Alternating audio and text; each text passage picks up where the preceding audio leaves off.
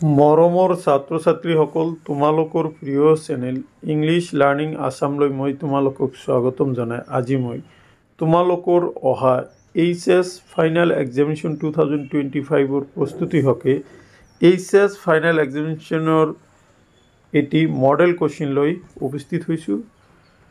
ইতিমধ্যে মই এই মডেল কোশ্চিন পেপাৰৰ এটা পাৰ্ট তোমালোকৰ আগত আপলোড কৰিছোঁ। আজি পাৰ্ট বিটো লৈ আহিছোঁ সাবজেক্ট পলিটিকেল সায়েন্সৰ। গতিকে মৰমৰ ছাত্ৰ ছাত্ৰীসকল, আশা কৰিছোঁ এই মডেল কোশ্চিন পেপাৰখনে তোমালোকৰ অহা পৰীক্ষাত সহায় কৰিব। ইতিমধ্যে তোমালোকে গম পাইছাই যে কোশ্চিনৰ প্যাটাৰ্ণটো তোমালোকৰ কেনেকুৱা হ'ব। প্যাটাৰ্ণটো আৰু এবাৰ তোমালোকৰ যিসকল মৰমৰ ছাত্ৰ ছাত্ৰী নতুনকৈ মোৰ চেনেলত সংযোগ হৈ গৈছে তোমালোকক দেখাই দিছোঁ।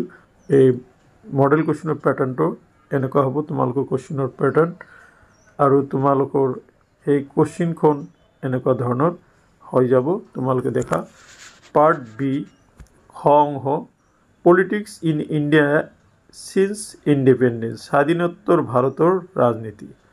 প্ৰশ্ন 5 নম্বৰ থাকিব। নিম্নলিখিত প্ৰশ্নসমূহৰ পৰা যিকোনো দুটা প্ৰশ্নৰ উত্তৰ লিখা। যিকোনো 6টা প্ৰশ্নৰ উত্তৰ লিখা। এ, প্ৰথম সাধাৰণ নিৰ্বাচনত দ্বিতীয় সৰ্বাধিক লোকসভাৰ আসন লাভ কৰা দল হ'ল ছ'চিয়েলিষ্ট পাৰ্টি, ভাৰতৰ সাম্যবাদী দল, ভাৰতীয় জনসংঘ। শুদ্ধ উত্তৰটো বাছি উলিওৱা। বি, ভাৰতৰ সেউজ বিপ্লৱৰ পিতৃ হিচাপে কাক জনা যায়? চি, ভাৰত পাকিস্তানৰ সীমাৰেখাৰ নাম কি? ডি, নেভাৰ সম্পূৰ্ণ ৰূপটো লিখা। ই, সৰ্বাত্মক বিপ্লৱ কোনে আৰম্ভ কৰিছিল? এফ, ভাৰতত বহুদলীয় ব্যৱস্থা আছে, সত্য নে অসত্য লিখা। জি, হিমান্ত গান্ধী কোন? এইচ, মণ্ডল আয়োগ কেতিয়া গঠন হৈছিল? আই, ৰাজ্য পুনৰ্গঠন আইন কোন চনত গঠন হৈছিল?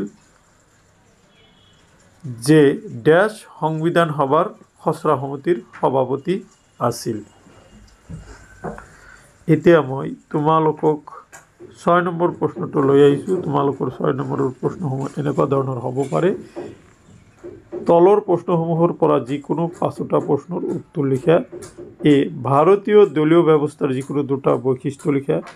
বি, দেশ বিভাজনৰ সময়ত সাম্প্ৰদায়িক মণ্ডলত বিভক্ত হোৱা দুখন চহৰৰ নাম লিখা।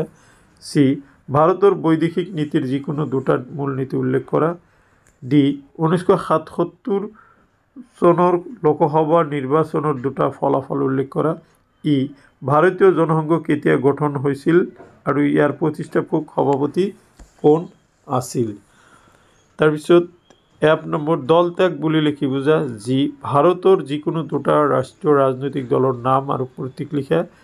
এইচ, 1975 চনৰ জৰুৰীকালীন অৱস্থাৰ দুটা পৰিণতি লিখা।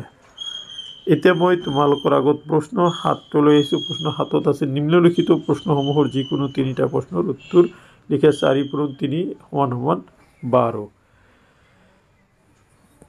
ইয়াতে দেখা এ নম্বৰত আছে, স্বাধীনতাৰ পিছত ভাৰতৰ ৰাজনীতিত কংগ্ৰেছ দলৰ আধিপত্যৰ কাৰণসমূহ চমুকৈ আলোচনা কৰা। বি, ভাৰতৰ উত্তৰ পূৰ্বাঞ্চলত স্বায়ত্ত শাসনৰ দাবীৰ ওপৰত এটা চমু বিৱৰণ দিয়া। চি, সেউজ বিপ্লৱৰ দুটা যোগাত্মক আৰু দুটা ঋণাত্মক ফলাফলৰ বিষয়ে উল্লেখ কৰা। ডি, সামাজিক আন্দোলনৰ গুৰুত্ব চমুকৈ ব্যাখ্যা কৰা।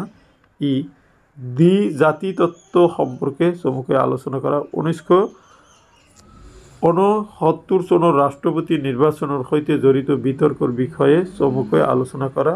জি, ভাৰতে কিয় গোষ্ঠী নিৰপেক্ষ নীতি গ্ৰহণ কৰিছিল চমুকৈ আলোচনা কৰা। এইচ, ভাৰতৰ যিকোনো 4টা আঞ্চলিক ৰাজনৈতিক দলৰ নাম লিখা। এতিয়া মই তোমালোকৰ আগত লাষ্ট প্ৰশ্নটো লৈ আহিছোঁ। নিম্নলিখিত প্ৰশ্নসমূহৰ যিকোনো দুটা প্ৰশ্নৰ উত্তৰ লিখা। 6 × 2 = 12। এ, ভাৰত বিভাজনৰ পৰিণতিসমূহ লিখা। বি, পাকিস্তানৰ সৈতে ভাৰতৰ পৰিৱৰ্তনশীল সম্পৰ্কৰ বিষয়ে আলোচনা কৰা। ভাৰতৰ পৰিকল্পনা আয়োগৰ ভূমিকা আলোচনা কৰা। পৰিকল্পনা আয়োগৰ স্থানত নতুনকৈ গঠন হোৱা সংগঠনটোৰ নাম কি? তাৰপিছত জৰুৰীকালীন অৱস্থাৰ পৰা ভাৰতে লাভ কৰা শিক্ষাৰ বিশ্লেষণ কৰা। ই ভাৰতীয় গণতান্ত্ৰিক ব্যৱস্থাত সংযুক্ত ৰাজনীতিৰ উদ্ভৱৰ কাৰণসমূহ ব্যাখ্যা কৰা। চ' মাই ডিয়াৰ ষ্টুডেণ্টছ, এইখিনি আছিলে ইংলিছ লাৰ্নিং আসামে প্ৰস্তুত কৰা model question paper for political science for 2025 HS final examination. আশা কৰিছোঁ এই প্ৰশ্নসমূহে তোমালোকক অহা পৰীক্ষাত সহায় কৰিব।